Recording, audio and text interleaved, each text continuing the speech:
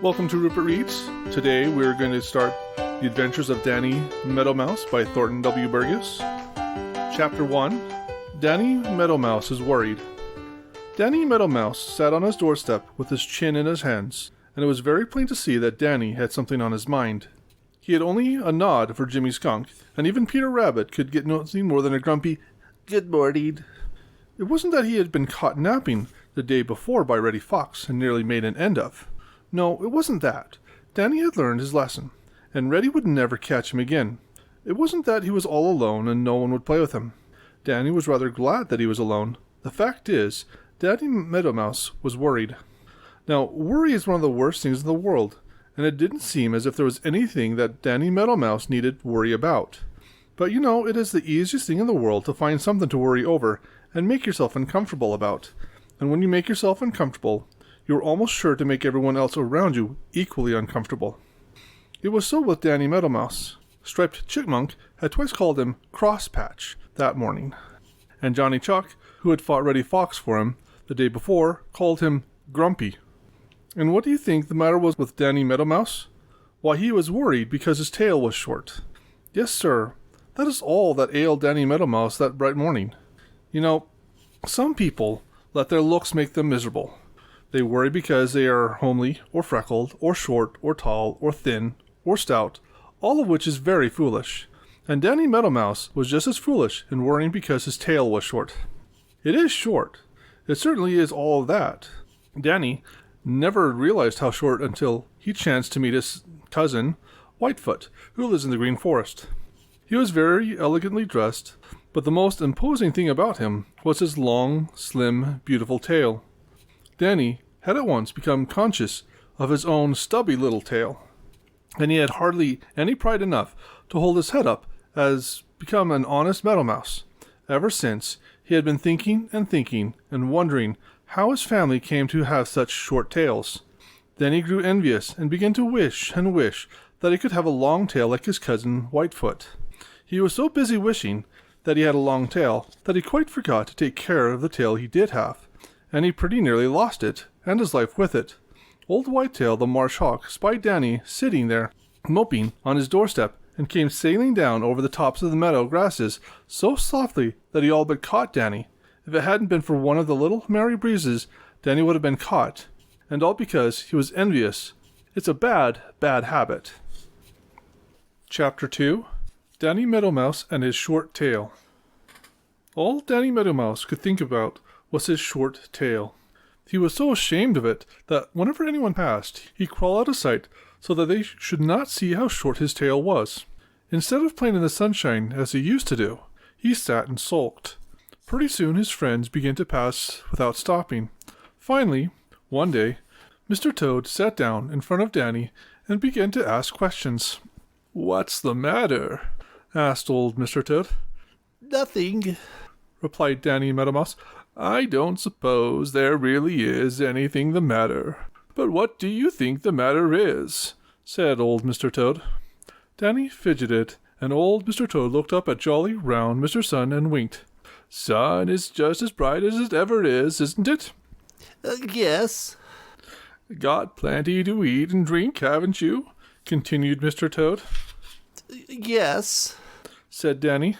"Seems to me that there is a pretty good-looking suit of clothes you're wearing," said Mr. Toad, eyeing Danny critically. "Sunny weather, plenty to eat and drink, and good clothes. Must be you don't know you're well off, Danny Meadow Mouse." Danny hung his head, finally looked up, and caught a kindly twinkle in old Mr. Toad's eye. "Mr. Toad, how can I have a long tail like my cousin Whitefoot of the Green Forest?" he asked. "So that's what's the matter. Ha ha ha! Danny Meadow Mouse, I'm ashamed of you. I certainly am ashamed of you," said Mr. Toad. "What good would a long tail do you? Tell me that." For a minute, Danny didn't know what to say. I'd look so much better if I had a long tail," he ventured. Old Mr. Toad just laughed. "You never saw a meadow mouse with a long tail, did you?" Of course not. What a sight it would be! Why, everyone on the Green Meadows would laugh themselves sick at the sight. You see, you need to be slim and trim and handsome to carry a long tail well, and then what a nuisance it would be! You would always have to be thinking of your tail and take care of it to keep out of harm's way. Look at me. I'm homely. Some folks call me ugly to look at, but no one tries to catch me as Farmer Brown's boy does Billy Mink because of his fine coat, and no one wants to put me in a cage because of the fine voice. I'm satisfied just to be as I am. And if you take my advice, Danny Meadow Mouse, you'll be satisfied just as you are. Perhaps you're right, said Danny Meadow Mouse after a little. I'll try. Chapter 3. Danny Meadow Mouse plays hide and seek. Life is always a game of hide and seek to Danny Meadow Mouse. You see, he is such a fat little fellow that there are a great many of other furry-coated people, and almost as many who would wear feathers, who would gobble Danny up for breakfast or for dinner if they could. Some of them pretended to be his friends, but Danny always kept his eyes open when they were around and always began to play hide and seek. Peter Rabbit and Jimmy Skunk and Striped Chipmunk and Happy Jack Squirrel are all friends who can be trusted, but he always had a bright twinkle eye open for Reddy Fox and Billy Mink and Shadow the Weasel and Old Whitetail the Marsh Hawk and several more, especially Hooty the Owl at night. Now, Danny Meadow Mouse is a stout-hearted little fellow, and when rough Brother North Wind comes shouting across the Green Meadows, tearing to pieces the snow clouds and shaking out of the snowflakes until they've covered the Green Meadows deep, deep, deep, Danny just snuggled down in his warm coat in a snug little house of grass and waited. Danny liked the snow. Yes, sir, Danny Meadow Mouse liked the snow. He just loved to dig in it and make tunnels. Through those tunnels, in every direction, he could go where he pleased, and when he pleased without being seen by anyone. It was great fun. Every little way he made a little round doorway up beside a stiff stalk of grass. Out of this he could peep at the white world, and he could get the fresh, cold air. Sometimes, when he was quite sure that no one was around, he would scamper across the top of the snow from one doorway to another, and when he did this, he made the prettiest little footprints. Now, Reddy Fox knew all about those doorways, and who made them. Reddy was having hard work to get enough to eat this cold winter, and he was hungry most of the time. One morning, as he came tiptoeing softly over the meadows, what should he see ahead of him? But the head of Danny Meadow Mouse pop out of one of those little round doorways. Reddy's mouth watered, and he stole forward more softly than ever. When he got within jumping distance, he drew his stout hind legs under him and made ready to spring. Presto! Danny Meadow Mouse had disappeared. Reddy Fox jumped at the same time and began to dig as fast as he could make his paws go. He could smell Danny Meadow Mouse, and that made him almost frantic. All the time, Danny Meadow Mouse was scurrying along one of his little tunnels, and when, finally, Reddy Fox stopped digging because he was quite out of breath, Danny popped his head out of another little doorway and laughed at Reddy. Of course, Reddy saw him, and of course Reddy tried to catch him there, and dug frantically just as before. And of course Danny Meadow Mouse wasn't there. After a little while, Reddy Fox grew tired of this kind of game and tried another plan. The next time he saw Danny Meadow Mouse stick his head out, Reddy pretended not to see him.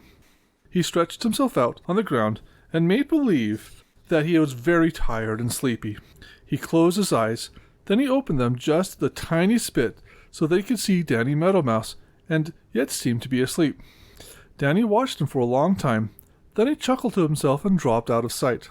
No sooner was he gone than Reddy Fox stole over close to the little doorway and waited. "Surely he'll stick his head out again to see if I'm awake, and then I'll have him," said Reddy to himself. So he waited and waited and waited.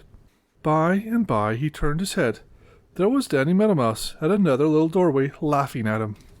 Chapter 4. Old Granny Fox Tries for Danny Meadow Mouse. Danny Meadow Mouse had not enjoyed anything so much for a long time as he did that game of hide and seek. He tickled and chuckled all the afternoon as he thought about it. Of course, Reddy had been it. He had been it all the time, for never once had he caught Danny Meadow Mouse. If he had, well, there wouldn't have been any more stories about Danny Meadow Mouse, because there wouldn't have been any Danny Meadow Mouse anymore. But Danny never let himself think about this. He had enjoyed the game all the more, because it had been such a dangerous game. It had been such fun to dive into one of his little round doorways in the snow, run along one of his little tunnels, and then peep out of another doorway and watch Reddy Fox digging as fast as he could at the doorway Danny had just left. Finally, Reddy had given up in disgust and gone off muttering angrily to find something else for dinner. Danny had sat up in the white snow and watched him go. In his funny little squeaky voice, Danny shouted, "Though Reddy Fox is smart and sly, hi diddly-dum-dee-do. I'm just as smart and twice as spry. Hi hum diddly-dee-do." That night, Reddy Fox told old Granny Fox about how he had tried to catch Danny Meadow Mouse. Granny listened, with her head cocked to one side. Then Reddy told her how fat Danny Meadow Mouse was. Her mouth watered. You see, now that snow had covered the green meadows and the green forest, Granny and Reddy Fox had hard work to get enough to eat, and they were hungry most of the time. "I'll go with you down to the old meadows tomorrow morning, and then we'll see if Danny Meadow Mouse is as smart as he thinks he is," said Granny Fox. So, bright and early the next morning, old Granny Fox and Reddy Fox went down to the meadows where Danny Meadow Mouse lives. Danny had felt in his bones that Reddy would come back, so he was watching, and he saw them as soon as they came out of the green forest. When he saw old Granny Fox, Danny's heart beat a little faster than before, for he knew that Granny Fox is very smart and very wise, and he has learned most of the tricks of all the other little meadow and forest people. "This is going to be a more exciting game than the other," said Danny to himself, and scurried down out of sight to see that his little tunnels were clear so that he could run fast through them if he had to. Then he peeped out of one of his little doorways, hidden in a clump of tall grass. Old Granny Fox sat ready, hunting for Danny's little round doorways, and as fast as he found them, Granny came up and sniffed at each. She knew that she could tell by the smell which one he had been at last. Finally, she came straight toward the tall bunch of grass. Danny ducked down and scurried along one of his little tunnels. He heard Granny Fox sniff at the doorway he had just left. Suddenly, something plunged down through the snow right at his very heels. Danny didn't have to look to know that it was Granny Fox herself, and he squeaked with fright. Chapter 5. What Happened on the Green Meadows. Thick and fast, things were happening to Danny Meadow Mouse on the snow-covered green meadows. Rather, they were almost happening. He didn't mind when Reddy Fox all alone tried to catch him. Indeed, he made a regular game of hide-and-seek of it, and enjoyed it immensely. But now it was different. Granny Fox wasn't so easily fooled as Reddy Fox. Just Granny alone would have made the game dangerous for Danny Meadow Mouse. But Reddy was with her. And so Danny had two to look out for. And he got so many frights that it seemed to him as if his heart had moved right up to his mouth and was going to stay there. Yes, sir, that it is just how it seemed. Down in his little tunnels, underneath the snow, Danny Meadow Mouse felt perfectly safe from Reddy Fox, who would stop digging frantically at the little round doorway where he had last seen Danny. But old Granny Fox knew all about those little tunnels, and she didn't waste any time digging at the doorways. Instead, she cocked her sharp little ears and listened for all her might. Now, Granny Fox had keen ears, oh, very keen ears, and she heard just what she hoped she would hear. She heard Danny Meadow Mouse running along one of his little tunnels under the snow. Plunge! Old Granny Fox dived right into the snow and right into the tunnel of Danny Meadow Mouse. Her two back paws actually touched Danny's tail. He was glad then that it was no longer. "Ha!" cried Granny Fox. "I almost got him that time." Then she ran ahead a little way over the snow, listening as before. Plunge! Into the snow she went again. It was lucky for him that Danny had just turned into another tunnel, for otherwise she would surely have caught him. Granny Fox blew the snow out of her nose. "And next time I'll get him," said he. Now, Reddy Fox is quick to learn, especially when it is a way to get something to eat. He watched Granny Fox, and when he understood what she was doing, he made up his mind to have a try himself. For he was afraid that if she caught Danny Meadow Mouse, she would think that he was not big enough to divide. Perhaps that was because Reddy is very selfish himself. So the next time Granny plunged into the snow and missed Danny Meadow Mouse, just as before, Reddy rushed in ahead of her, and the minute he heard Danny running down below, he plunged in, just as he had seen Granny do. But he didn't take the pains to make sure of just where Danny was, and so of course he didn't come anywhere near him. But he frightened Danny still more, and made old Granny Fox lose her temper. Poor Danny Meadow Mouse! He had never been so frightened in all his life. He didn't know which way to turn or where to run, and so he sat still, which, although he didn't know it, was the very best thing he could do. When he sat still, he made no noise, and so, of course, Granny and Reddy Fox could not tell where he was. Old Granny Fox sat and listened, and listened, and listened, and wondered where Danny Meadow Mouse was. And down under the snow, Danny Meadow Mouse sat and listened, and listened, and listened, and wondered where Granny and Reddy Fox were. "Oh, pooh," said Granny Fox after a while. "That Meadow Mouse thinks he has fooled me by sitting still. I'll give him a scare." Then she began to plunge into the snow this way and that way, and sure enough, pretty soon she landed so close to Danny Meadow Mouse that one of her claws scratched him. Chapter 6. Danny Meadow Mouse remembers. Reddy Fox forgets. "There he goes!" cried old Granny Fox. "Don't let him sit still again." "I hear him," shouted Reddy Fox, and plunged down into the snow just as Granny Fox had done a minute before. But he didn't catch anything, and when he had blown the snow out of his nose and wiped it out of his eyes, he saw Granny Fox dive into the snow with no better luck. "Never mind," said Granny Fox. "As long as we keep him running, we can hear him, and some one of these times we'll catch him. Pretty soon he'll get too tired to be spry, and when he is—" Granny didn't finish, but licked her chops and smacked her lips. Reddy Fox grinned, then licked his chops and smacked his lips. Then once more they took dives into the snow, and down underneath in the little tunnels he had made, Danny Meadow Mouse was running for his life. He was getting tired, just as old Granny Fox had said he would. He was almost out of breath. He was sore, and one leg smarted, for in one of her jumps old Granny Fox had so nearly caught him that her claws had torn his pants and scratched him. Oh dear, if I had time to think," panted Danny Meadow Mouse.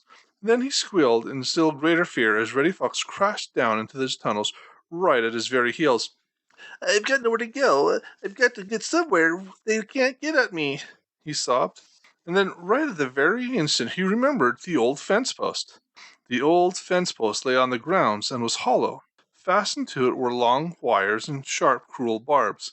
Danny had made a tunnel over to that old fence post the very first day that the snow came, for in the hollow of that old post he had a secret store of seeds.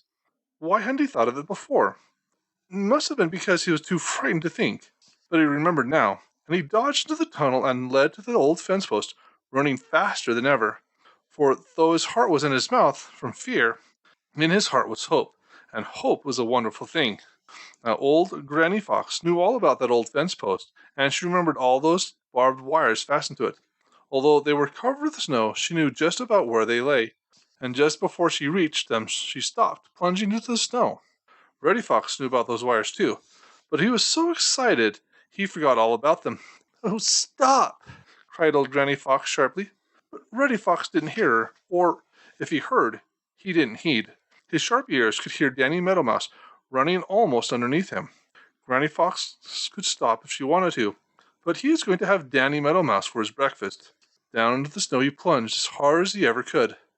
Oh, wow, oh dear. That wasn't the voice of Danny Meadow Mouse. Oh my, no. It was the voice of Reddy Fox. Yes, sir. It was the voice of Reddy Fox. He had landed with one of his back paws right on one of those sharp wire barbs, and it did hurt dreadfully. "I never did know a young fox who could get into as much trouble as you can," snapped old Granny Fox as Reddy hobbled along on three legs behind her across the snow-covered green meadows. "It serves you right for forgetting." "Yes, said Reddy Fox meekly, and safe in the hollow of the old fence post, Danny Meadow Mouse was dressing the scratch on his leg made by the claws of old Granny Fox. Chapter 7. Old Granny Fox Tries a New Plan. Old Granny Fox kept thinking about Danny Meadow Mouse. She knew that he was fat, and it made her mouth water every time she thought of him. She made up her mind that she must and would have him. She knew that Danny had been very, very much frightened when she and Reddy Fox had tried so hard to catch him by plunging down through the snow into his little tunnels after him, and she felt pretty sure that he wouldn't go far away from the old fence post, in the hollow of which he was snug and safe. Old Granny Fox is very smart. Danny Meadow Mouse won't put his nose out of that old fence post for a day or two. Then he'll get tired of staying inside all the time, and he'll peep out of one of those little round doorways to see if the way is clear. If he doesn't see any danger, he'll come out and run along the top of the snow to get some of the seeds on the top of the tall grasses that stick out through the snow. If nothing frightens him, he'll go deeper a little farther and a little farther from that old fence post. I must see to it that Danny Meadow Mouse isn't frightened for a few days." So said old Granny Fox to herself, as she lay under a hemlock tree, studying how she could best get the next meal.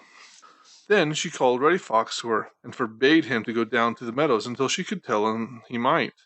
Reddy grumbled and mumbled, and didn't see why he shouldn't go where he pleased. But he didn't dare disobey. You see, he had a sore foot, and he had hurt it on the wire barb when he was plunged through the snow after Danny Meadow Mouse, and now he had to run on 3 legs. That meant that he must depend on Granny Fox to help him get enough to eat. So Reddy didn't dare to disobey. It all came just as Granny Fox had thought it would. Danny Meadow Mouse did get tired of staying in the old fence post. He did peep out first, and then he did run a little way on the snow, and then a little farther and a little farther. But all the time he took great care not to get more than a jump or two from one of his little round doorways, leading down to the tunnels underneath the snow. Hidden on the edge of the Green Forest, Granny Fox watched him, and looked up at the sky. She knew that it was going to snow again. "Oh, that's good," she said. "Tomorrow morning I'll have a fat meadow mouse for breakfast." And she smiled, a hungry smile. The next morning, before jolly, round, red Mr. Sun was out of bed, old Granny Fox trotted down into the meadows and straight over to where down under the snow lay the old fence post. It had snowed again, and all the little doorways of Danny Meadow Mouse were covered up with soft, fleecy snow. Behind Granny Fox limped Reddy Fox, grumbling to himself. When they reached the place where the old fence post lay, buried under the snow, old Granny Fox stretched out as flat as she could. Then she told Reddy to cover her up with the new soft snow. Reddy did as he was told. But all the time he grumbled.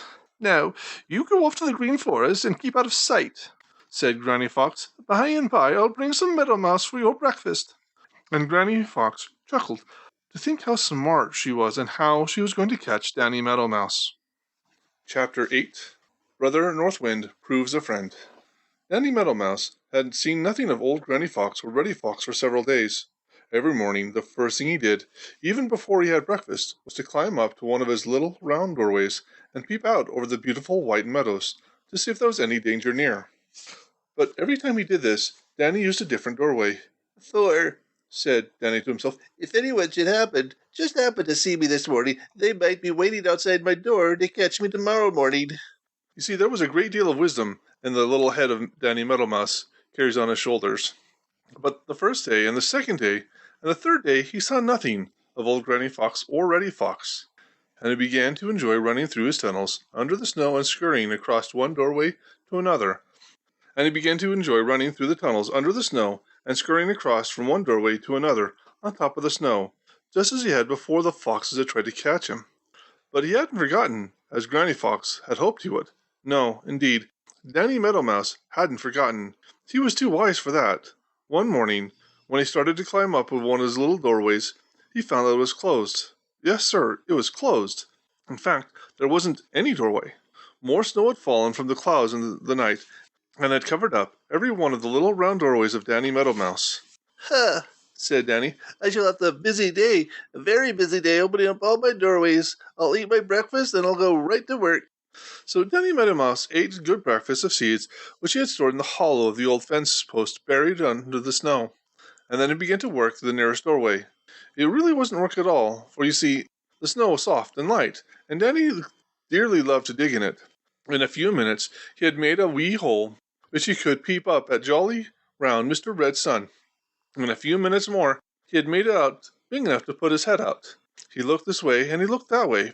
Far, far off the top of a tree he could see Rowleg the hawk, but he was so far away that Danny didn't fear him at all. "I don't see anything or anybody to be afraid of," said Danny, and poked his head out a little farther. Then he sat and studied everything around him a long, long time. It was a beautiful white world, a very beautiful white world. Everything was so white and pure and beautiful that it didn't seem possible that harm or danger for anyone could even be thought of. But Danny Meadow Mouse learned long ago that things are not always what they seem. And so he sat, with just his little head sticking out of the doorway, and studied. Just a little way off was a little heap of snow. "I don't remember that," said Danny, "and I don't remember anything that would make that. There isn't any little bush or log or anything underneath it. Perhaps rough Brother North Wind heaped it up, just for fun." But all the time, Danny Meadow Mouse kept studying and studying that little heap of snow. Pretty soon, he saw rough Brother North Wind coming this way and tossing the snow about as he came. He caught a handful from the top of the little heap of snow that Danny was studying, and when he had passed, Danny's sharp eyes saw something red there. It was the color of the cloak of old Granny Fox wears. "Granny Fox can't fool me. I see you as plain can be," shouted Danny Meadow Mouse, and dropped out of sight, while old Granny Fox shook the snow from her red cloak, and with a snarl of disappointment and anger, slowly started off through the Green Forest, where Reddy Fox was waiting for her. Chapter 9. Danny Meadow Mouse is caught at last.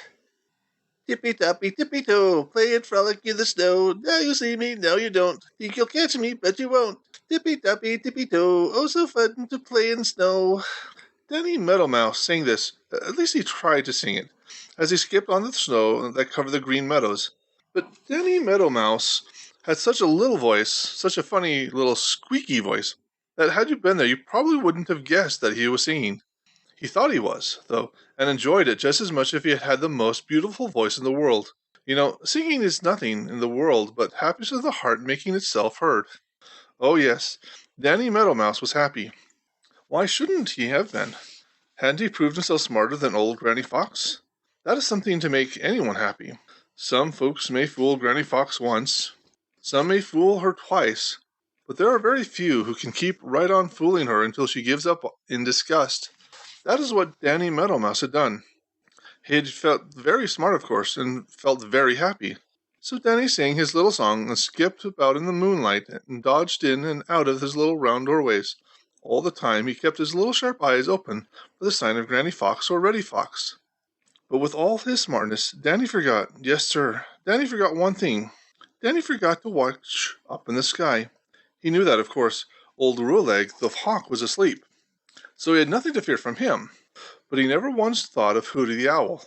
Dear me, forgetting is a dreadful habit. If nobody ever forgot, there wouldn't be nearly so much trouble in the world. No, indeed, there wouldn't be nearly so much trouble. And Danny Meadow Mouse forgot. He skipped and sang and was happy as could be, and never once thought to watch up in the sky. Over in the Green Forest, Hooty the Owl had had poor hunting. He was feeling cross. You see, Hooty was hungry, and hunger is apt to make one feel cross. The longer he hunted, the hungrier and crosser he grew. Suddenly he thought of Danny Meadow Mouse. "I suppose he is asleep somewhere safe and snug under the snow," grumbled Hooty. "But he just might, be out for a frolic in the moonlight. I believe I'll go down to the meadows and see." Now Hooty the Owl can fly without making the teeniest, weeniest sound. It seems as if he just drifts along through the air like a great shadow. Now he spread his wings and floated over the meadows. You know, Hooty can see as well at night as most folks can by day. And it was not long before he saw Danny Meadow Mouse skipping about on the snow, dodging in and out of the little round doorways. Hooty's great eyes grew brighter and fiercer. Without a sound, he floated down through the moonlight until he was just over Danny Meadow Mouse. Too late, Danny looked up. His little song ended in a tiny squeak of fear, and he started for his nearest little round doorway. Hooty the Owl reached down with his long, cruel claws, and Danny Meadow Mouse was caught at last. Chapter 10. Strange Ride and How It Ended. Danny Meadow Mouse had often sat watching Skimmer the Swallow sailing around on the blue sky. He had watched old Mr. Buzzard go up, until he was nothing but a tiny speck, and Danny had wondered how it would seem to be way up above the green meadows and the green forest, and look down. It had seemed to him that it must be very wonderful and beautiful. Sometimes he wished he had wings and could go up in the air and look down. And now here he was. He, Danny Meadow Mouse, actually doing that very thing. But Danny could see nothing wonderful or beautiful now. No, indeed. Everything was terrible. For you see, Danny Meadow Mouse wasn't flying himself. He was being carried. Yes, sir. Danny Meadow Mouse was being carried through the air in the cruel claws of Hooty the Owl. And because Danny had forgotten to watch up in the sky for danger. Poor Danny Meadow Mouse. Hooty's great cruel claws hurt him dreadfully. But it wasn't the pain that was the worst. No, indeed, it wasn't the pain. It was the thought of what would happen when Hooty reached his home in the Green Forest. For he knew that Hooty would gobble him up, bones and all. As he flew, Hooty kept chuckling, and Danny Meadow Mouse knew what those chuckles meant. They meant that Hooty was thinking of the good meal he was going to have. Hanging there, in Hooty's great cruel claws, Danny looked down on the snow-covered green meadows he loved so well. They seemed a frightful long way below him, though really they were not far at all, for Hooty was flying very low. But Danny Meadow Mouse had never been in all his life been up so high before, and so it seemed to him that he was way, way up in the sky, and he shut his eyes so as to not see. But he couldn't keep them shut. No, sir, he couldn't keep them shut. He just had to keep opening them. There was dear old Green Forest, drawing nearer and nearer. It always looked very beautiful to Danny Meadow Mouse. Now it looked terrible, very terrible indeed, because over in it, hidden away, there in some dark place, was the home of Hooty the Owl. Just ahead of him was the old briar patch where Peter Rabbit lived so safely. Every old bramble in it was covered with snow and was very, very beautiful. Really, everything was just as beautiful as ever. The moonlight, the Green Forest, the snow-covered green meadows, the old briar patch. The only change was in Danny Meadow Mouse himself, and it was all because he had forgotten. Suddenly, Danny began to wriggle and struggle. "Oh, keep still," snapped Hooty the Owl. But Danny only struggled harder than ever. It seemed to him that Hooty wasn't holding him as tight as first. He felt one of Hooty's claws slip. It tore his coat and hurt dreadfully, but it slipped.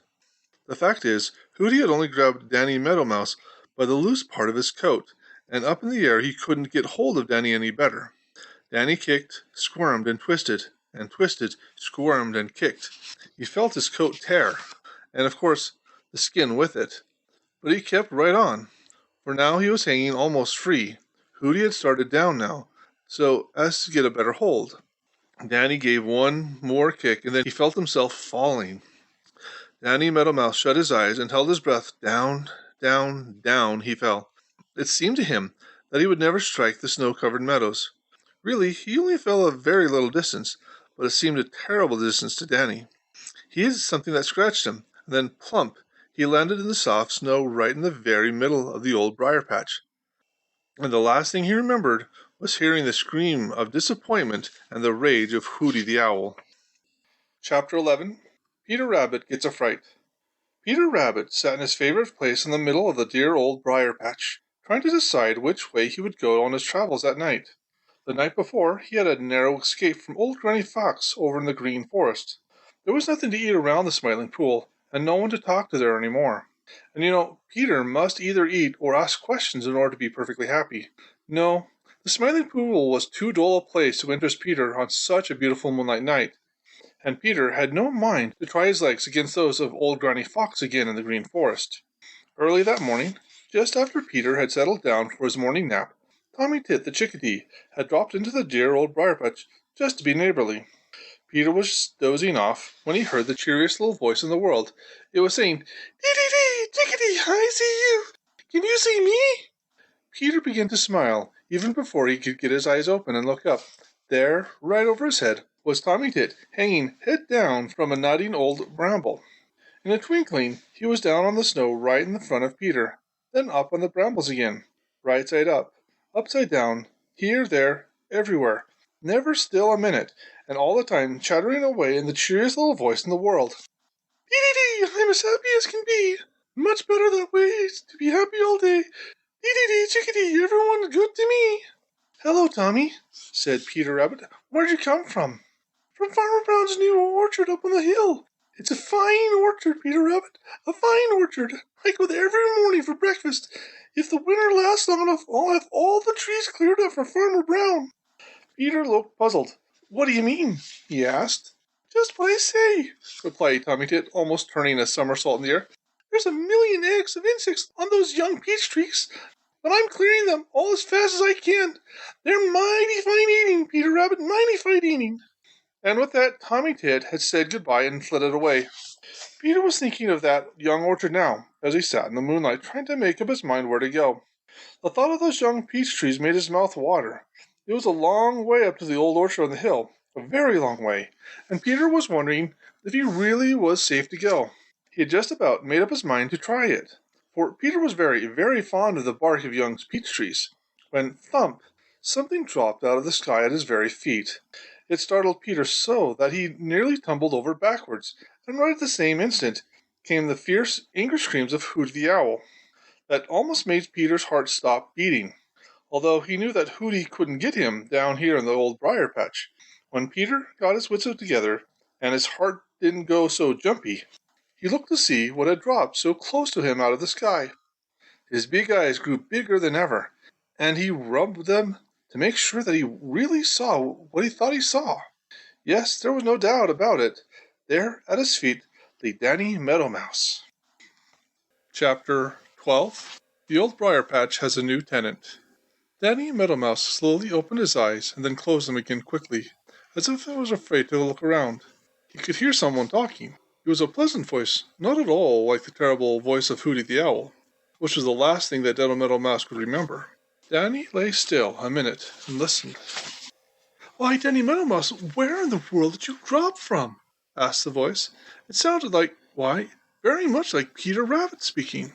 Danny opened his eyes again. It was Peter Rabbit.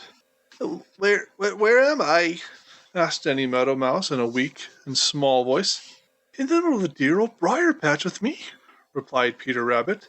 But how did you get here? You seem to drop right out of the sky. Danny Meadow Mouse shuddered. Suddenly he remembered everything. How Hooty the Owl had caught him in great cruel claws and had carried him through the moonlight across the snow-covered green meadows. How he had felt Hooty's claws slip, and then he had struggled and kicked and twisted and turned until his coat had torn, and he had dropped down, down, down, until he had landed in the soft snow and knocked all the breath out of his little body. The very last thing he could remember was Hooty's fierce scream of rage and disappointment. Danny shuddered again. Then a new thought came to him. He must get out of sight. Hooty might catch him again. Danny tried to scramble to his feet. Ouch! Oh! groaned Danny, and lay still again. There! Keep still, Danny Meadow Mouse. There's nothing to be afraid of here, said Peter Rabbit gently. His big eyes filled with tears as he looked at Danny Meadow Mouse, for Danny was all torn and hurt by the cruel claws of Hooty the Owl. And Peter was a very tender heart. So Danny lay still, and while Peter Rabbit tried to make him comfortable and dress his hurts, he told Peter all about how he had forgotten to watch up in the sky, and so had been caught by Hooty the Owl, and all about his terrible ride in Hooty's cruel claws. Oh dear, whatever shall I do now? He ended. However shall I get back home to my warm house of grass, my safe little tunnels under the snow, and my little store of seeds in the snug hollow of the old fence post? Peter Rabbit looked thoughtful. But you can't do it, said he. You simply can't do it. It is such a long way for a little fellow like you that it wouldn't be safe to try. If you went at night, Hooty the Owl might catch you again. Old Rollag the Hawk would be almost sure to see you. And night or day, Granny Fox or Reddy Fox might come snooping around. And if they did, they would be sure to catch you. I'll tell you what, you stay right here. The dear old briar patch is the safest part of the world. Why, just think. Here you can come out in the broad daylight and laugh at Granny and Reddy Fox, and at old Rollag the Hawk, because the good old brambles will keep them out if they try to get you. You can make just as good tunnels under the snow here as you had there. And there are lots of seeds on the ground to eat. I don't care for them myself. I'm lonesome sometimes, living here all alone. You stay here, and we'll have the old briar patch to ourselves. Danny Meadow Mouse looked at Peter grateful. I will, and thank you ever so much, Peter Rabbit, he said. The dear old briar patch happened to have another tenant. Chapter 13. Peter Rabbit visits the peach orchard. "Don't go, Peter Rabbit, don't go," begged Danny Meadow Mouse. Peter hopped to the edge of the old briar patch and looked over the moonlit, snow-covered meadows to the hill back of Farmer Brown's house. On that hill was the young peach tree orchard of which Tommy Tit the Chickadee had told him. And ever since, Peter's mouth had watered and watered and watered every time he thought of those young peach trees and the tender bark on them. "I think I will, Danny, just this once," said Peter.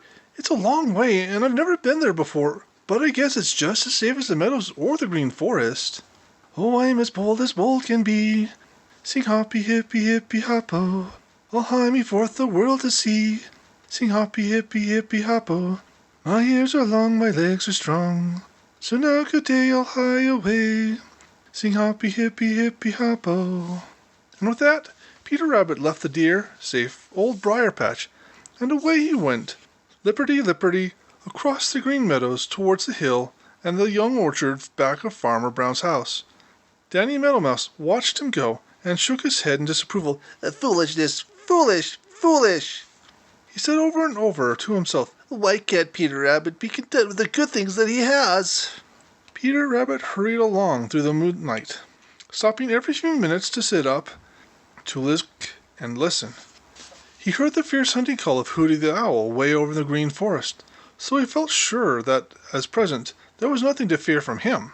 He knew that since their return to the Green Meadow and the Green Forest, Granny and Reddy Fox had kept away from Farmer Brown's, so he did not worry about them. All in good time, Peter came to the young orchard. It was just as Tommy Tit the Chickadee had told him. Peter hopped up to the nearest peach tree and nibbled the bark. My, how good it tasted! He went all around the tree, snipping off the bark. He stood up on his long hind legs and reached as high as he could. Then he dug the snow away and ate as far down as he could. When he could get no more tender young bark, he went on to the next tree. Now, though Peter didn't know it, he was in the very worst kind of mischief. You see, when he took off all the bark all the way around the peach tree, he killed the tree. For you know, it is on the inside of the bark that the sap which gives life to a tree and makes it grow up from the roots all to the branches. So when Peter ate the bark all the way down to the trunk of the young peach tree, he made it impossible for the sap to come up in the spring. Oh, it was the worst kind of mischief that Peter Rabbit was in. But Peter Rabbit didn't know it, and he kept right on filling that big stomach of his and enjoying it so much that he forgot to watch out for danger. Suddenly, just as he began on another tree, a great roar behind him made him jump almost out of his skin. He knew that voice, and without waiting to even look behind him, he started for the stone wall on the other side of the orchard. Right at his heels, his great mouth wide open, was Bowser the Hound. Chapter 14. Farmer Brown Sets a Trap. Peter Rabbit was in trouble. He had gotten into mischief, and now, like everyone else who gets into mischief, he wished that he hadn't. The worst of it was that he was a long way from his home in the dear old briar patch, and he didn't know how he ever could get back there again. Where was he? Why, in the stone wall on one side of the Farmer Brown's young peach orchard. How Peter blessed the old stone wall in which he had found a safe hiding place. Bowser had hung nearly all night, so that Peter had not dared to try to go home. Now it was daylight, and Peter knew it would not be safe to put his nose outside. Peter was worried, so worried that he couldn't go to sleep, as he usually does at daytime. So he stayed hidden in the old wall and waited and watched. By and by he saw Farmer Brown and Farmer Brown's boy come out into the orchard. Right away they saw the mischief which Peter had done, and he could tell by the sound of their voices that they were very, very angry. They went away, but before long they were back again, and all day long Peter watched them work, putting something around each of the young peach trees. Peter grew so curious that he forgot all about his troubles and how far away from home he was. He could hardly wait for night to come so that he might see what they had been doing. Just as jolly, round Mr. Sun started to go behind the purple hills, Farmer Brown and his boy started back for the house. Farmer Brown was smiling now. "I guess that'll fix him," he said. "Now what does he mean by that?" thought Peter. "Whom will he fix? Can it be me? I don't need any fixing." He waited just as long as he could. Then all was still, and the moonlight had begun to make shadows of the trees on the snow. Peter very cautiously crept out of his hiding place. Bowser the Hound was nowhere in sight, and everything was as quiet and peaceful as it had been when he first came into the orchard the night before. Peter had fully made up his mind to go straight home as fast as his long legs would take him. But his dreadful curiosity insisted that first he must find out what Farmer Brown and his boy had been doing to the young peach trees. So Peter hurried over to the nearest tree. All about the trunk of the tree, from the ground clear up higher than Peter could reach, was wrapped wire netting. Peter couldn't get so much as a nibble of the delicious bark. He hadn't intended to take any, for he had meant to go straight home.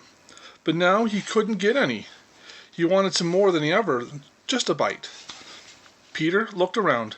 Everything was quiet. He would try the next tree, and then he would go home. But the next tree was wrapped with wire. Peter hesitated, looked around, turned to go home, thought of how good the bark had tasted that night before, hesitated again, and then hurried over to the third tree. It was protected just like the others. Then Peter forgot all about going home. He wanted some of that delicious bark, and he ran from one tree to another as fast as he could.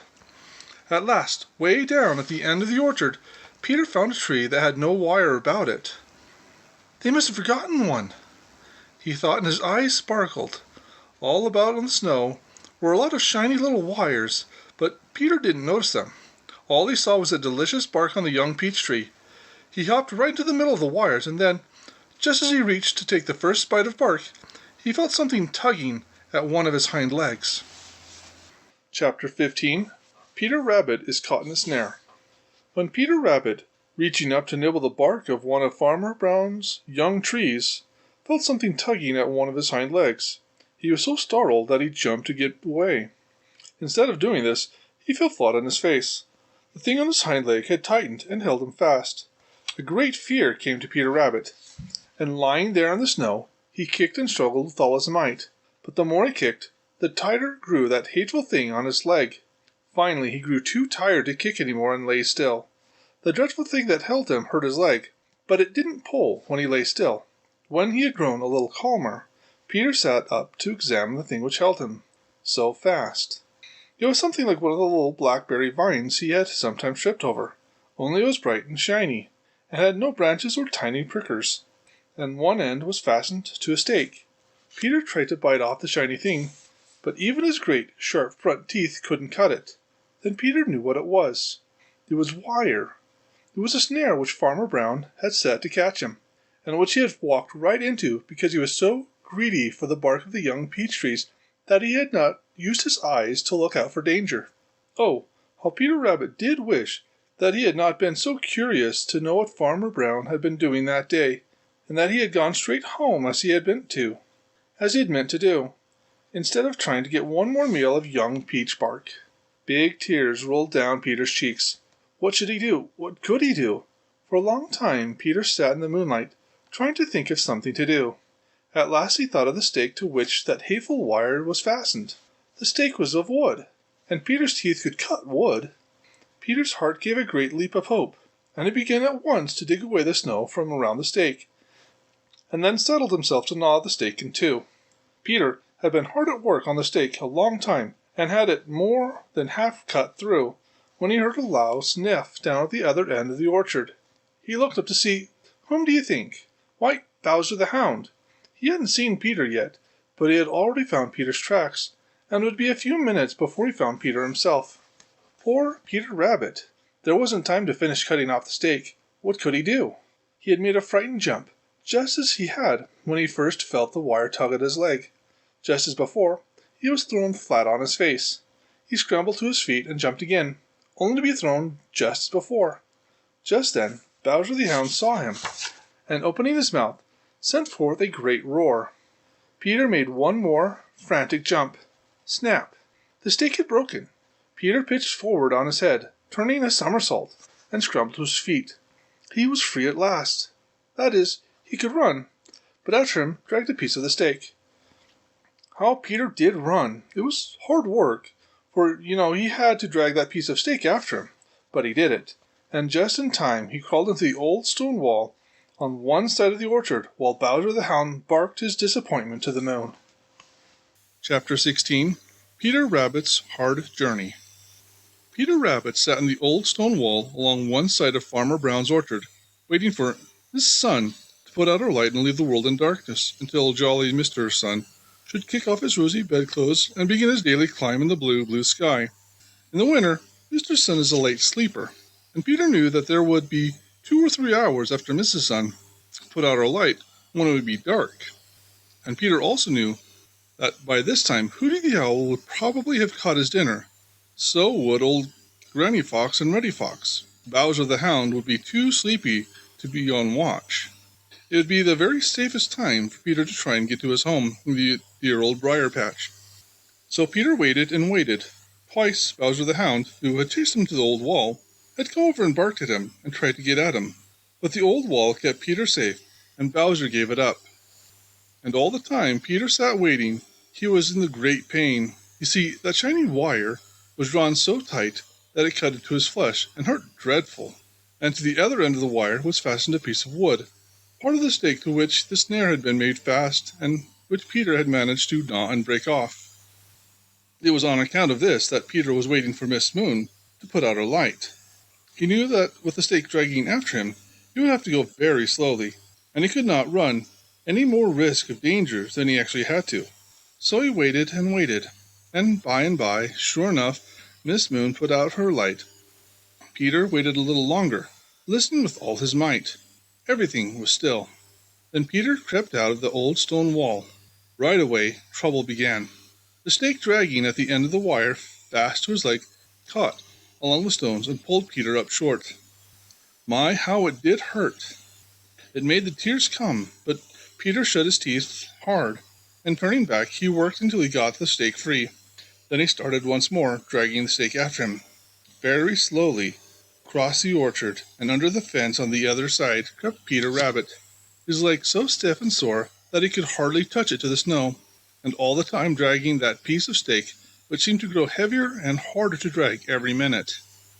Peter did not dare to go out across the open fields, for fear some danger might happen along, and he would have no place to hide.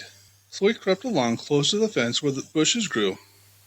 And this made it very, very hard, for the dragging stake was forever catching in the bushes, with a yank of the sore leg which Peter brought up short with a squeal of pain.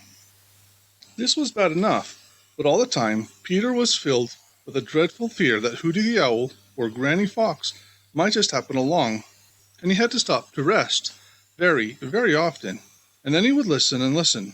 Over and over again he would say to himself, "Oh dear, whatever did I go to the young peach orchard for when I knew I had no business there? Why couldn't I have been content with all the good things that were mine in the green forest and on the green meadows? Oh dear, oh dear." Just as jolly, round Mr. Sun began to light up the green meadows, Peter Rabbit reached the dear old briar patch. Danny Meadow Mouse was sitting on the edge of it, anxiously waiting for him. Peter crawled up and started to creep along one of the little private paths. He got it himself, but the dragging stake caught along the brambles, and Peter just fell down in the snow right where he was, too tired and worn out to move. Chapter 17. Danny Meadow Mouse becomes worried. Danny Meadow Mouse limped around through the dear old briar patch, where he had lived with Peter Rabbit ever since he had squirmed out of the claws of Hooty the Owl and dropped there, right at the feet of Peter Rabbit.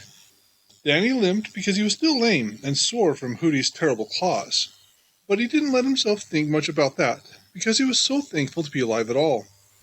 So he limped about in the old briar patch, picking up seeds which had fallen on the snow, and sometimes pulling down a few of the red berries which cling all winter to the wild rose bushes. The seeds in these were very nice indeed, and Danny always felt especially good after a meal of them. Danny Meadow Mouse had grown very fond of Peter Rabbit, for Peter Rabbit had been very, very good to him. Danny felt that he never could repay all of Peter's kindness. It had been very good of Peter to offer to share the old briar patch with Danny, because Danny was so far away from his own home that it would not be safe for him to try to get back there. But Peter had done more than that. He'd taken care of Danny, such good care, during the first few days after Danny escaped from Hooty the Owl. He even brought good things to eat while Danny was too weak and sore to get things for himself. Oh, Peter had been very good to him indeed. But now, as Danny limped around, he was not happy. No, sir, he was not happy. The truth is, Danny Meadow Mouse was worried. It was a different kind of worry from any he had known before. You see, the first time in his life, Danny was worried about someone else. He was worried about Peter Rabbit. Peter had gone off from the old briar patch a whole night and a whole day.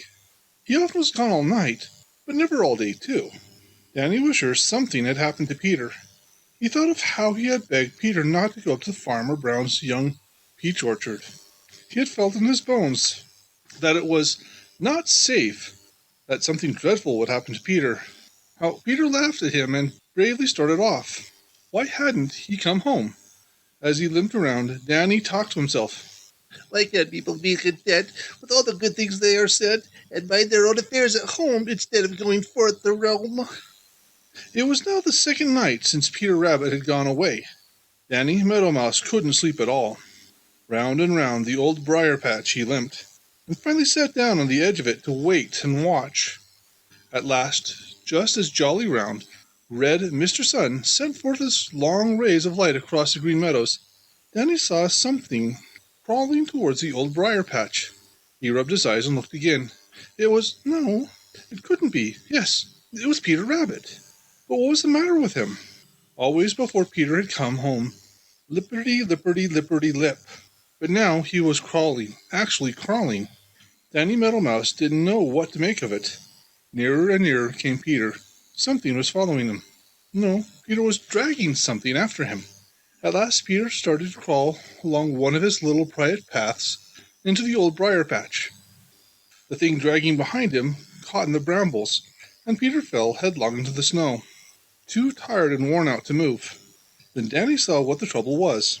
A wire was fast to one of Peter's hind legs, and to the other end of the wire was fastened part of a stake. Peter had been caught in a snare.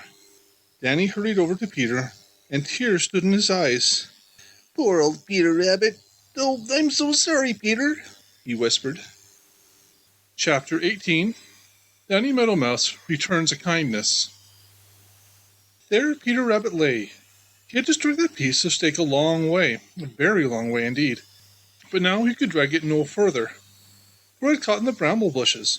So Peter just dropped on the snow and cried. Yes, sir, he cried. You see, he was so tired and worn out, and frightened. And his leg was so stiff and sore and hurt him so.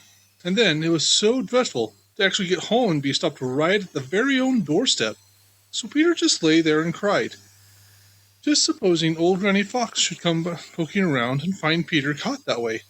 All she would have to do is get a hold of that hateful stake caught in the bramble bushes and pull Peter out where she could get him. Do you wonder that Peter cried? And by he became aware that someone was wiping away his tears. It was Danny Meadow Mouse, and Danny Meadow Mouse was singing in a funny little voice. Pretty soon Peter stopped crying and listened, and this is what he heard. It isn't any use to cry. Not a bit, not a bit. Wipe your eyes and let 'em dry. Use your wit, use your wit. Just remember that tomorrow never brings a single sorrow. Yesterday has gone forever, and tomorrow gets here never. Chase your worries all away. Nothing's worse than just today. Peter smiled in spite of himself. That's right. So smile away, Peter Rabbit. Smile away. Your troubles, sir, are all today. And between you and me, I don't believe they are so bad as you think they are. Now, you just lay where you are. Well, I'll go see what can be done. With that, off whisked Danny Meadow Mouse, as spry as you can please, in spite of his lame leg, and in a few minutes, Peter knew by the twitches of the wire on his leg that Danny was doing something on the other end. He was. Danny Meadow Mouse had set out to gnaw that piece of stake all to splinters. So there he sat, and gnawed, and gnawed, and gnawed. Jolly round Mr. Sun climbed higher and higher in the sky, and Danny Meadow Mouse grew hungry. But still he kept right on gnawing at that bothersome stake. By and by, happening to look across the snow-covered green meadows, he saw something that made his heart jump. It was Farmer Brown's boy, coming straight over towards the dear old briar patch. Danny didn't say a word to Peter Rabbit, but gnawed faster than ever. Farmer Brown's boy was almost there when Danny stopped gnawing. There was only a tiny bit of stake left now. and Danny hurried to tell Peter Rabbit that there was nothing to stop him now from going into his most secret retreat in the very heart of the old briar patch. While Peter slowly dragged his way along, Danny trotted behind to see that the wire did not catch on the bushes. They had safely reached Peter Rabbit's secretest retreat when Farmer Brown's boy came up to the edge of the dear old briar patch. "So this is where that rabbit that killed our peach trees live," he said. "We'll try a few snares and put you out of your mischief." And for the rest of the afternoon, Farmer Brown's boy was very busy around the edge of the old briar patch. Chapter 19. Peter Rabbit and Danny Meadow Mouse Live High. Peter Rabbit sat in his secretest place in the dear old briar patch with one of his long legs all swelled up and terribly sore because of the fine wire fast around it and cutting into it. He could hear Farmer Brown's boy going around on the edge of the dear old briar patch and stopping every little while to do something. In spite of his pain, Peter was curious. Finally, he called Danny Meadow Mouse. "Danny, you are small and can keep out of sight easier than I can. Go as near as ever you dare to Farmer Brown's boy and find out what he's doing," said Peter Rabbit. So Danny Meadow Mouse crept out as near to Farmer Brown's boy as ever he dared, and studied to make out what Farmer Brown's boy was doing. By and by he returned to Peter Rabbit. "I don't know what he's doing, Peter, but he's putting something on every one of your little private pathways leading to the briar patch from the Green Meadows." "Huh," said Peter Rabbit.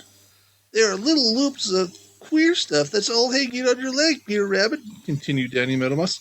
"Just so," said Peter Rabbit. "And he's put cabbage leaves and pieces of apples all around," said Daddy. "We must be careful," said Peter Rabbit. Peter's leg was in a very bad way indeed, and Peter suffered a great deal of pain. The worst of it was, he didn't know how to get off that wire that was cutting into it so. He had tried to cut the wire with his big teeth, but he couldn't do it. Danny Meadow Mouse had tried to gnaw the wire, but it wasn't the least bit of use. But Danny wasn't easily discouraged, and he kept working and working at it. Once he felt it slip a little. He said nothing, but kept right on working. Pretty soon he was sure that it had slipped. He went right on working harder than ever. By and by, he had it so loose that he slipped it right off Peter's leg, and Peter didn't know anything about it. You see, that cruel wire snare had been so tight that Peter Rabbit didn't have any feeling except pain in his leg. When Danny Meadow Mouse pulled the cruel wire snare off, Peter didn't know it until Danny held it up in front of him. My, how thankful Peter was, and how he did thank Danny Meadow Mouse. Danny said that it was nothing at all, just nothing at all, that he had owed more than that to Peter Rabbit for being so good to him and letting him live in the dear old briar patch. It was a long time before Peter Rabbit could hop as he used to, but after the first day he managed to get around. He found that Farmer Brown's boy had spread those miserable wire snares in every one of his private little paths. But Peter knew what they were now. He showed Danny Meadow Mouse how he, because he was so small, could safely run among the snares and steal all the cabbage leaves and apples which Farmer Brown's boy had put there for bait. Danny Meadow Mouse thought this was great fun and a great joke on Farmer Brown's boy, so every day he stole the bait, and he and Peter Rabbit lived high while Peter's leg was getting well. And all the time, Farmer Brown's boy wondered why he couldn't catch Peter Rabbit. Chapter 20. Timid Danny Meadow Mouse. Danny Meadow Mouse is timid. Everybody says so. And what everybody says ought to be so. But just as anyone can make a mistake sometimes, so can everybody. Still, in this case, it is quite likely that everybody is right. Danny Meadow Mouse is timid. Ask Peter Rabbit. Ask Sammy Jay. Ask Striped Chipmunk. They will all tell you the same thing. Sammy Jay might even tell you that Danny is afraid of his own shadow, or that he tries to run away from his own tail. Of course, this isn't true. Sammy likes to say mean things. It isn't fair to Danny Meadow Mouse to believe what Sammy Jay says. But the fact is, Danny certainly is timid. More than this, he isn't ashamed of it, not the least bit. "You see, it's this way," said Danny Meadow Mouse as he sat on his doorstep one sunny morning talking to his old friend Mr. Toad. "If I weren't afraid, I wouldn't be all the time watching out. And if I weren't all the time watching out, I wouldn't have any more chances than that foolish red ant running across the front of you. Old Mr. Toad looked where Danny was pointing, and his tongue darted out and back again so quick that Danny wasn't sure that he saw it at all. But when he looked for the ant, it was nowhere to be seen, and there was a satisfied twink in Mr. Toad's eye. There was an answering twinkle in Danny's own eyes as he continued. No, sir, he said. I wouldn't stand a particle more chance than that foolish ant did. Now, if I were big and strong like Old Man Coyote, or had swift wings like Skimmer the Swallow, or were so homely and ugly looking that no one wanted me, like... Danny hesitated and then finished rather lamely. Like some folks I know, I suppose I wouldn't be afraid. Old Mr. Toad looked up sharply when Danny mentioned homely and ugly-looking people. But Danny was gazing far out across the Green Meadows and looked so innocent that Mr. Toad concluded that he couldn't have had him in mind. Well, he said thoughtfully, scratching his nose, I suppose you may be right, but for my part fears seems a very foolish thing. Now, I don't know what it is. I mind my own business, and no one ever bothers me. I should think it would be a very uncomfortable feeling. It is, replied Danny. But as I said before, it is a very good thing to keep one on guard when there are as many watching for one as there are for me. Now, there's Mr. Blacksnake and... Where? Exclaimed old Mr. Toad, turning as pale as a toad could turn. He looked uneasily and anxious in every direction. Danny turned his head to hide a smile as if Mr. Toad wasn't showing fear. If old Mr. Toad wasn't showing fear, no one ever did. Oh, he said, I didn't mean that he was anywhere around here now. Well, what I was going to say is that Mr. Blacksnake and Granny Fox and Reddy Fox and Redtail the Hawk and Hooty the Owl and others I might name, always watching for a chance to make a dinner for poor old me. Do you wonder that I am not afraid most of the time? No, replied Mr. Toad. No, I don't wonder that you are afraid. It must be dreadful to feel hungry eyes are watching for you every minute of the day and night, too. Oh, it's not that bad, replied Danny. It's rather exciting. Besides, it keeps my wits sharp all the time. I'm afraid I should find life very dull indeed if, like you, I feared nothing and nobody. By the way, see how queer that grass moves over there? It looks as if Mr. Blacksnake... Why, Mr. Toad, where are you going in such a hurry? I've just remembered I've an important engagement with my cousin Grandfather Frog at the Smiling Pool, shouted old Mr. Toad over his shoulder as he hurried so that he fell over his own feet. Danny chuckled as he sat alone on the doorstep. Oh, no, old Mr. Toad doesn't know what fear is, said he. Funny how some people won't admit everybody can see for themselves. Now, I am afraid, and I'm willing to say so. Chapter 21. An exciting day for Danny Meadow Mouse. Danny Meadow Mouse started along one of his private little paths very early one morning. He was on his way to get a supply of a certain kind of grass seed of which he is very fond. He had been thinking about that seed for some time and waiting for it to get ripe. Now it was just right, as he found out one day before by a visit to the place where that particular grass grew. The trouble was, it grew a long way from Danny's home, and to reach it he had to cross an open place where the grass was so short that he couldn't make a path under it. I feel in my bones that this is going to be an exciting day, said Danny to himself as he trotted along. I suppose that if I were really wise, I would stay nearer home and do without that nice seed. But nothing is really worth having unless it is worth working for, and that seed will taste all the better if I have a hard work getting it.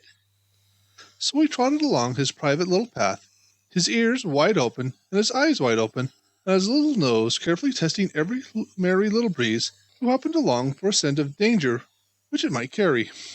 Most of all, he depended on his ears, for the grass was so tall that he couldn't see over it, even when he sat up. He had gone only a little way when he thought he heard a queer rustling behind him. He stopped to listen. There it was again, and it certainly was right in the path behind him. He didn't need to be told who was making it.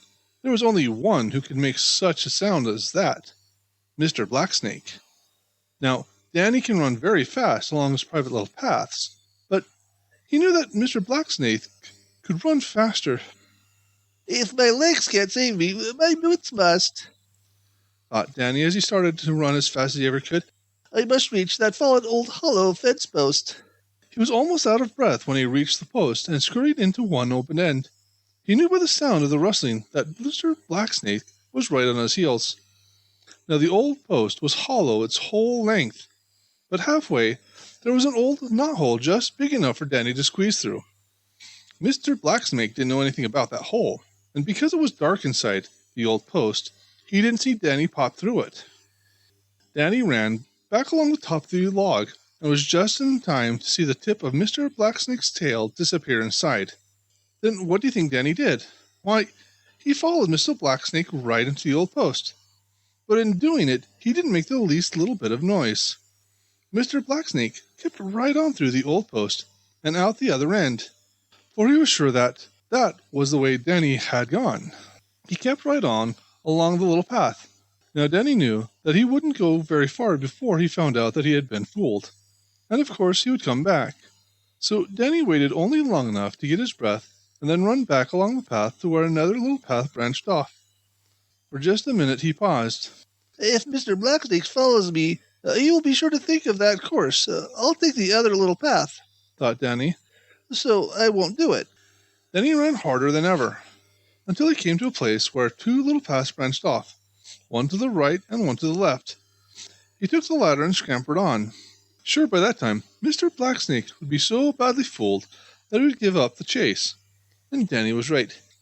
Brains are better far than speed. A wise man long ago agreed, said Danny as he trotted along his way to the grass seed he liked so well. I feel in my bones that this would be an exciting day. I wonder what next. Chapter 22. What happened next to Danny Meadow Mouse? Danny is so used to narrow escapes that he doesn't waste any time thinking about them. He didn't think this time. He who tries to look both ways at once is pretty sure to see nothing, says Danny, and he knew that if he thought too much about the things that had already happened, he couldn't keep a sharp watch for the things that might happen. Nothing more happened as he hurried along his private little path to the edge of the great patch of grass so short that he couldn't hide under it. He had to cross this, and all the way he would be in plain sight of anyone who could happen to be near. Very cautiously, he peeped out and looked this way and looked that way, not forgetting to look up in the sky. He could see no one anywhere. Drawing a long breath, then he started across the path as fast as his short legs could take him. Now all the time, Redtail the Hawk had been sitting in a tree some distance away, sitting so still that he looked as a part of the tree itself. That is why Danny hadn't seen him. But Redtail saw Danny the instant he started across the open place. For Redtail's eyes are very keen, and he can see a great distance. With a satisfied chuckle, he spread his broad wings and started after Danny. Just about halfway to the safety of the long grass on the other side, Danny gave a hurried look behind him, and his heart seemed to jump right into his mouth. For there was Redtail with his cruel claws already set to seize him. Danny gave a frightened squeak, for he thought that surely this time he would be caught. But he didn't mean to give up without trying to escape. 3 jumps ahead of him was a queer-looking thing. He didn't know what it was, but if there was a hole in it, he might yet fool Redtail. 1 jump. Would he be able to reach it? 2 jumps. There was a hole in it. 3 jumps. With another frightened squeak, Danny dived into the opening just in time. And what do you think he was in? Why, an old tomato can Farmer Brown's boy had once used to carry bait in when he went fishing at the Smiling Pool. He had dropped it there on his way home. Redtail screamed with rage and disappointment, and he struck the old can with his great claws. He had been sure, very sure, of Danny Meadow Mouse this time. He tried to pick up the can, but he couldn't get a hold of it.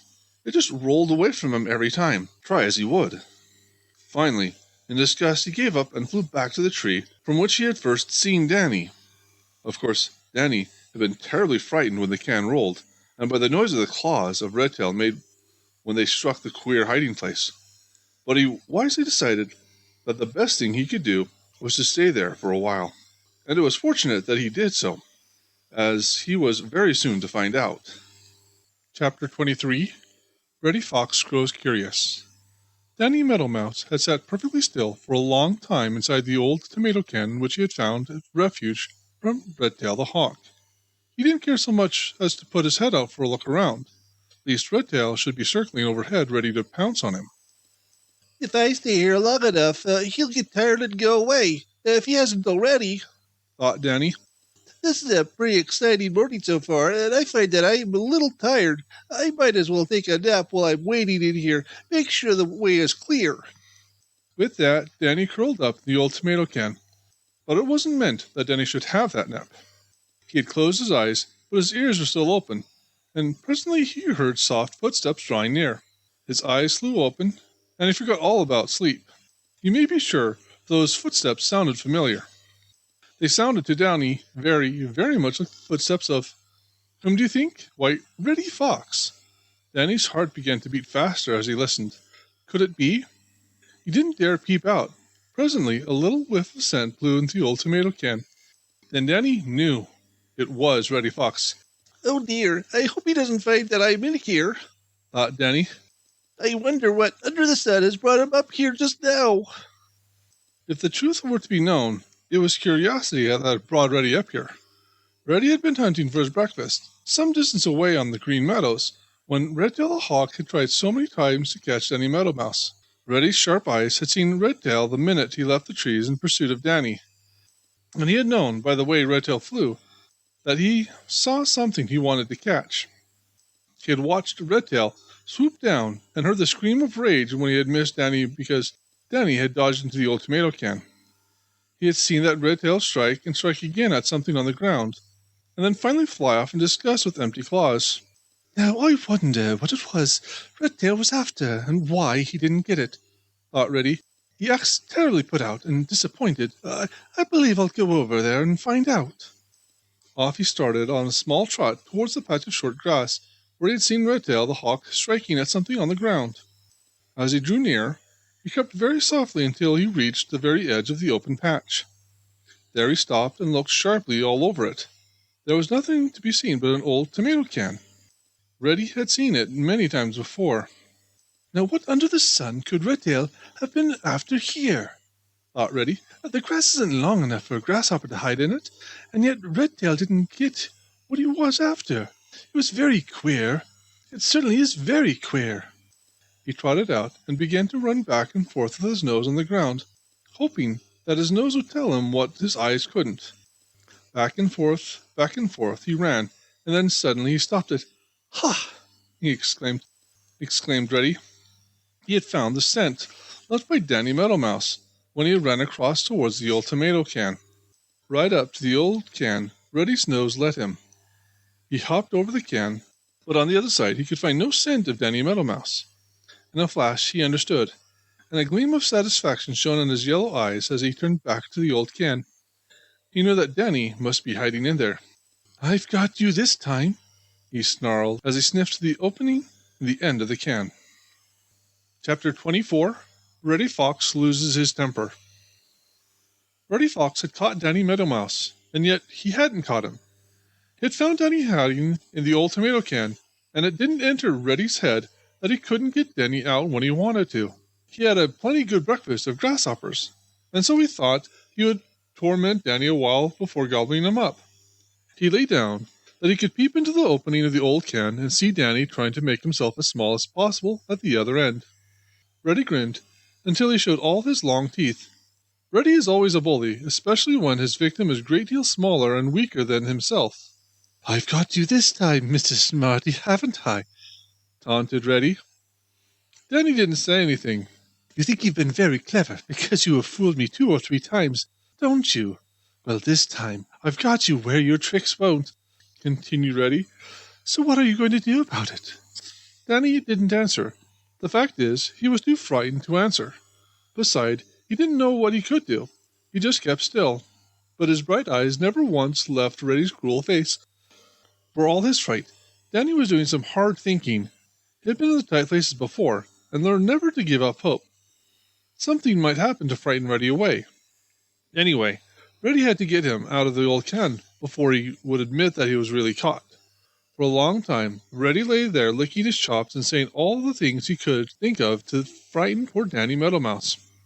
At last he grew tired of this and made up his mind that it was time to end it and Danny Meadow Mouse at the same time. He thrust his sharp nose into the opening of the old can, but the opening was too small for him to get more than his nose in, and he only scratched it on the sharp edge without so much as touching Danny. "I'll pull you out," said Reddy, and thrust in one black paw. Danny promptly bit it so hard that Reddy yelped with pain and pulled it out in a hurry. Presently he tried again with the other paw. Danny bit this one harder still, and Reddy danced with pain and anger. Then he lost his temper completely, a very foolish thing to do, as it always is. He hit the old can, and away it rolled with Danny Meadow Mouse inside. This seemed to make Reddy angrier than ever. He sprang after it and hit it again. Then he batted it first with this way, and then that way, growing angrier and angrier. All the time Danny Meadow Mouse managed to keep inside, although he got a terrible shaking up. Back and forth across the patch of short grass, Reddy knocked the old can, and he was in such a rage that he didn't notice where he was knocking it to. Finally, he sent it spinning into the long grass on the far side of the open path, close to one of Danny's private little paths. There, like a flash, Danny was out and scurrying along the little path. He dodged into another and presently into a third, which brought him to a tangle of barbed wire left there by Farmer Brown's boy when he had built a new fence. Under this, he was safe. Phew, exclaimed Danny, breathing very hard. That was the narrowest escape yet, but I guess I'll get that special grass I started out for after all. And he did. While to this day, Reddy Fox wonders how Danny got out of the old tomato can without his knowing it. And so you see what temper does. For those who give it rein, it cheats them of the very thing they seek so hard to gain. Then he had many more adventures, but there isn't room to tell them here. Besides, Grandfather Frog is anxious you should hear about his queer things that have happened to him. They are told in the next book.